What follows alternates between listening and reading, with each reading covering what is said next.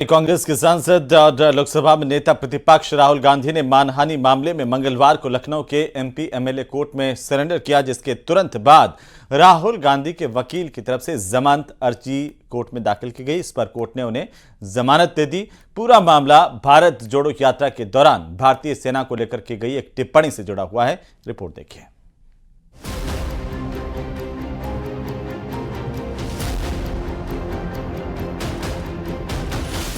कांग्रेस नेता राहुल गांधी लखनऊ आए और 2 घंटे में वापस दिल्ली लौट गए। कोर्ट कचहरी के चक्कर में उन्हें लखनऊ आना पड़ा था। लखनऊ की एमपी एमएलए कोर्ट ने मानहानि के एक मामले में राहुल गांधी को जमानत दे दी। मामला साल 2022 में भारत जोड़ो यात्रा के दौरान भारतीय सेना के बारे में दिए गए कथित अपमानजनक बयान से जुड़ा है। कोर्ट में सरेंडर करने के बाद राहुल गांधी के वकील की ओर से जमानत याचिका दी गई, जिसे कोर्ट ने स्वीकार कर लिया। हुआ उसके बाद बेल हुआ, 20-20 हज़ार रुपए का बेल दिया है और अगस्त में डेट लगाई। आपकी ओर से क्या तर्क दिया गया कुछ सुनवाई के दौरान? बोकस है, राजनीतिक दबाव में सब चल रहा है मामला। बाकी कोई राहुल जी ने ऐसी बात तो कही नहीं, क्योंकि पहले मुकदमा लोअर कोर्ट से खाई भी हो चुका 156 दिन और रिवीजन में जाके अलाउ हुआ था। केंद्रीय मंत्री एसपी सिंह बघेल ने राहुल गांधी पर बड़ा हमला बोला है। उन्होंने कहा कि राहुल गांधी विदेशों में जाकर भारत की बुराई करते हैं, सेना का मनोबल गिराते हैं। मोदी विरोध के चलते देश और सेना का अपमान करने से भी नहीं चूकते। भारत के लीडर अपोजिशन एक ऐसे हैं दुनिया में जो विदेशों में जाकर के भारत की बदनामी करते हैं, बयानों से भारत की एकता, अखंडता, भाईचारा को प्रभावित करते हैं, सेना के मनोबल को तोड़ते हैं, सर्जिकल स्ट्राइक के बाद लाशों की काउंटिंग के लिए संख्या पूछते हैं। अभी पहलगांव में जो हुआ उस पर भी शक जाहिर करते हैं। तो ये उचित नहीं है। ये वोटों के तुष्टीकरण के लिए इस प्रकार की बातें की जाती है। राहुल गांधी पर आरोप है कि 2022 में भारत जोड़ो यात्रा के दौरान उन्होंने भारतीय सेना को लेकर एक बयान दिया था, जिसे मानहानि के दायरे में आने वाला और आपत्तिजनक बताया गया। इस बयान के खिलाफ एक परिवाद दाखिल किया गया, जिसके बाद कोर्ट ने राहुल गांधी को आरोपी के रूप में तलब किया था। हालांकि कोर्ट ने 20-20 हजार रुपए की 2 जमानत दाखिल करने के आदेश के बाद राहुल गांधी को जमानत दे दी। Bureau report, news 18, Uttar Pradesh, Uttarakhand.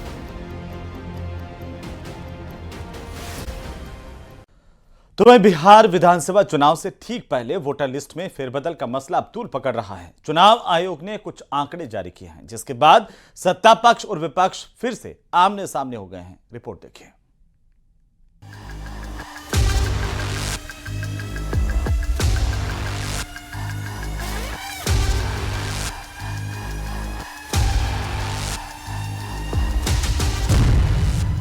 Bihar में वोटर लिस्ट रिवीजन पर रहा है। वोटर लिस्ट से प्रधानमंत्री का कई बार चुनाव हुआ, तब फर्जी नहीं था, अब वोटर लिस्ट फर्जी हो गया। चुनाव आयोग के आंकड़ों पर सियासी तकरार।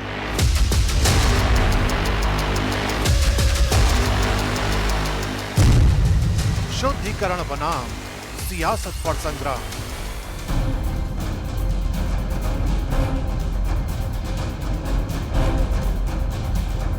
बिहार विधानसभा चुनावों से पहले वोटर लिस्ट के अपडेशन की कहानी ने सियासी दलों के लिए टेंशन पैदा कर दी। सत्ता और विपक्ष लगातार आमने सामने।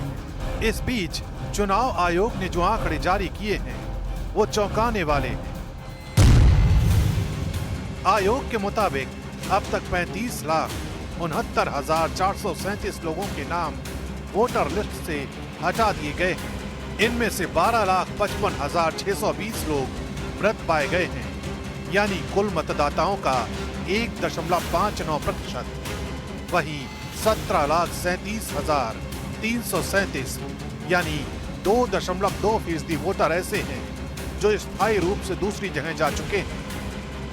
इसके अलावा 5,76,480 लोगों के नाम एक से ज्यादा स्थानों पर दर्ज हैं। चुनाव आयोग समेत सत्ता पक्ष इसे पारदर्शिता की दिशा में उठाया गया कदम बता रहा है, लेकिन विरोधी दलों का आरोप है कि ये सुनियोजित राजनीतिक सफाई है। हर जाति, हर धर्म के लोग, हर वर्ग के लोगों को परेशान किया जा रहा है। अब 11 डॉक्यूमेंट के तहत हर एक वोटर को जांच हो रहा है। जब ऐसे समय में, जिस समय में सरकार को चुनना है, विश्वास है और इलेक्शन कमीशन जो भी अभी कार्रवाई कर रही है, हम समझते हैं कि कोई गलत नहीं है। कि बाहर के लोग आ करके बिहार सरकार की ज़मीन पर, जिस पर शेड्यूल कास्ट के लोग, महादलित के लोग रहते रहे हैं, उसको हटा करके बड़े बड़े प्लॉट को वो दूसरे लोग, बांग्लादेशी हों या और लोग हैं, कब्जा कर लिया है और वहाँ पर कैसल बना लिया है। कुछ और आपको आंकड़े दिखाते हैं जो चुनाव आयोग की तरफ से जारी किए गए हैं। बिहार में कुल 7,89,69,844 मतदाता हैं। इनमें 6,60,60,208 ड्राफ्ट मतदाता सूची में शामिल हुए। अब तक 83.66% मतदाताओं ने फॉर्म भर दिए हैं और अभी 11.82% मतदाताओं का फॉर्म भरना बाकी है। फॉर्म भरने के लिए यानी कि SIR की प्रक्रिया पूरी होने में 11 दिन बचे हैं। न्यूज़ 18 इंडिया के प्रोग्राम आर पार में बिहार के सांसद पप्पू यादव ने सीधा आरोप लगाया कि चुनाव आयोग सुप्रीम कोर्ट की गाइडलाइन नहीं मान रहा। उन्होंने कहा कि बिना लोगों को सुने लाखों नाम हटा दिए गए। पप्पू यादव का कहना है कि ये चुनावी इंजीनियरिंग है, इसमें खास वर्गों को टारगेट किया गया है।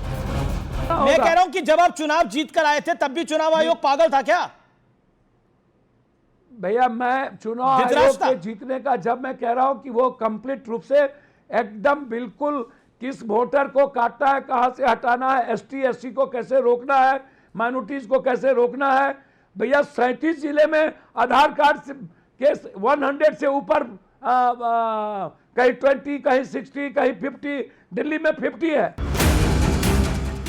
उधर वोटर लिस्ट में से जिन 35 लाख नामों को हटाया गया है, उनकी श्रेणियों को लेकर भी बारीकी से आंकड़े सामने आए हैं। आयोग ने साफ किया है कि इनमें से अधिकांश नाम या तो मृतकों के थे या फिर ऐसे लोगों के जो स्थायी रूप से दूसरी जगह चले गए। इसके अलावा डुप्लीकेट नाम हटाए गए हैं, लेकिन सवाल ये उठ रहा है कि क्या इस प्रक्रिया में निष्पक्षता बरती गई? क्या सभी नागरिकों को अपनी पहचान साबित करने का पूरा मौका मिला? क्या जिनके नाम कटे उन्हें सूचना दी गई?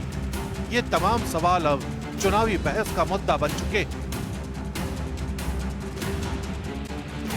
तो वहीं 18 दिन अंतरिक्ष में रहने के बाद शुभांशु शुक्ला सुरक्षित और सकुशल धरती पर लौट आए हैं और अब उनके अंतरिक्ष में बिताए गए 18 दिनों की पूरी स्टोरी हम आपको दिखाएंगे, बताएंगे। लेकिन 18 दिनों में उन्होंने वहां पर क्या क्या किया, कौन कौन से प्रयोग किए और इसरो के गगनयान मिशन के लिए शुभांशु की यह अंतरिक्ष यात्रा कितनी महत्वपूर्ण है, यह भी देखिए।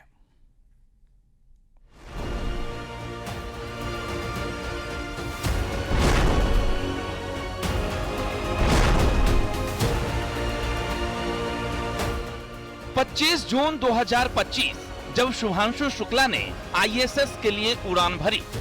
दोपहर 12:01 पर SpaceX के फाल्कन 9 रॉकेट के जरिए फ्लोरिडा के कैनेडियन स्पेस सेंटर से उन्होंने अपनी यात्रा की शुरुआत की।